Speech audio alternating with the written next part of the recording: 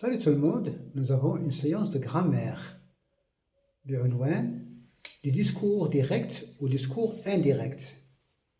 Alors, les phrases écrites en noir sont au discours direct et les phrases écrites en bleu sont au discours indirect. On va transformer, on va transposer les phrases du discours direct au discours indirect. Lila a dit, ça c'est la phrase introductrice. Alors le sujet c'est Lila a dit, c'est le verbe. On dit aussi le verbe introducteur. Alors dans le discours direct, on repère les deux points et les guillemets. Lila a dit, cette phrase introductrice ne change pas. Il reste invariable, comme ici. Quand je transforme du discours direct au discours indirect, il n'y a pas de changement au niveau de la phrase. La phrase « Lila a dit », on la trouve ici. Lila a dit. Dans la deuxième phrase, Roman hurla. Dans le discours direct, indirect, on dit Roman hurla. Il n'y a pas de changement. La maman affirma au discours direct. Au discours indirect, la maman affirma au passé simple. Lila dit. Au discours indirect, Lila dit. Donc la phrase introductrice ne change pas. الجملة التقديمية لا تتغير. لا تتغير. Et on va observer les verbes. À quel temps sont conjugués les verbes de la phrase introductrice.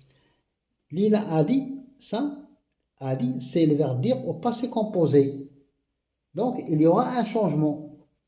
Lila a dit, ce n'est pas moi, lestu ana. Alors, au discours indirect, Lila a dit que, alors, il y a la disparition des deux points, les guillemets au discours indirect. Lila a dit que ce n'était pas elle. Ce n'est pas qui est au présent devient imparfait.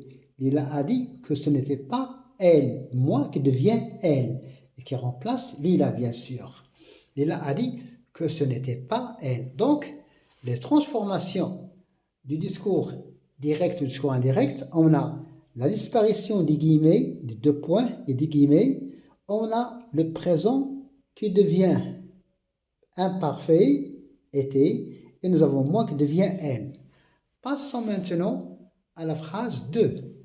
Roman, qui est la sœur de Lila, Roman hurla. Tasih. À quel temps est conjugué le verbe hurler? Le nom c'est le hurlement, c'est au passé simple, donc il y aura un changement. Arrête d'inventer des histoires. Alors arrête, nous avons ici l'impératif. Alors que devient la phrase impérative au discours indirect? Alors Roman hurla d'arrêter d'inventer des histoires. Alors avec l'impératif, on introduit deux plus l'infinitif.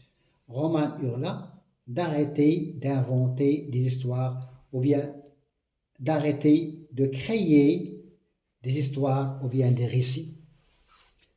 Troisième phrase. La maman affirma. La maman affirma. J'ai attrapé un sac et ton vélo est tombé. La maman affirma, c'est la phrase introductrice. Les deux points au discours direct, nous avons les deux points, nous avons les guillemets. J'ai attrapé, j'ai ici, il remplace la maman. C'est elle qui parle. Et donc le narrateur ne change pas les paroles de la maman. Il les garde comme ils sont au discours direct. Le discours direct et le discours indirect sont des discours rapportés par le narrateur. Ici, le narrateur reste objectif. لا يغير كلام الشخصيات, d'accord? Mais ici, au discours indirect, il change les paroles, d'accord? Mais il garde l'information. يحتفظ بالمعلومة. Alors, لكن يقولها بأسلوبه. Alors, la maman affirma au discours indirect, ماذا ستصبح? La maman affirma, donc on n'a pas changé la phrase introductrice. La maman affirma, c'est au passé simple. Qu'elle, alors nous avons, il n'y a plus de deux points, il n'y a plus de guillemets, alors il devient, la maman affirma qu'elle avait attrapé. Le passé composé qui devient plus que parfait. J'ai attrapé qui devient qu'elle avait. Alors je qui devient elle, parce qu'elle remplace la maman, parce que c'est le narrateur qui parle, la maman affirma qu'elle avait attrapé, hein, il manque un mot, elle a attrapé le sac. Ici, on va ajouter le sac, d'accord? Un sac.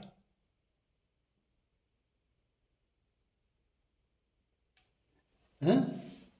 La maman affirma qu'elle avait attrapé un sac et que son vélo était tombé.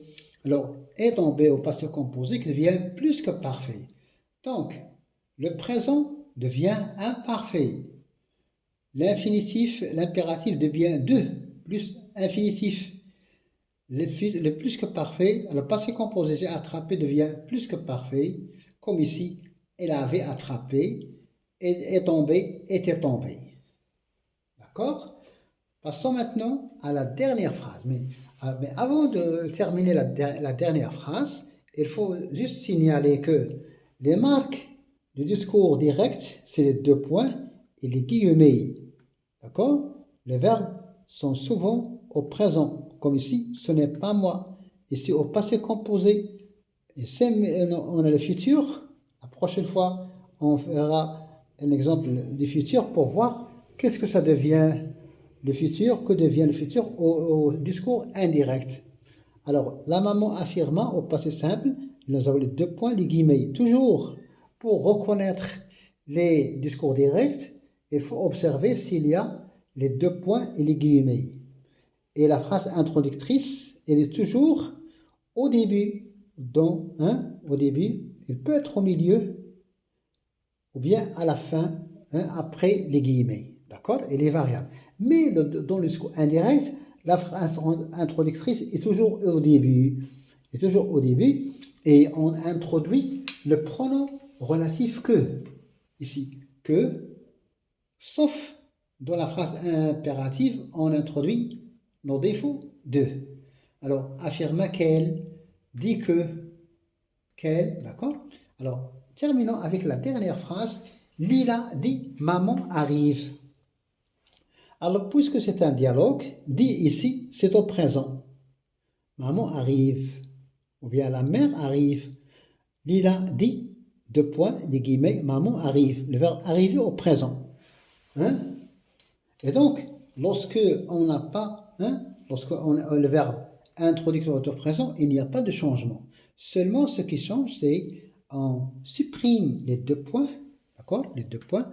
On supprime aussi les guillemets. Alors, que va devenir cette phrase au discours indirect? Lila dit que sa mère, que sa maman arrive. Que sa maman arrive. Merci et bonne chance.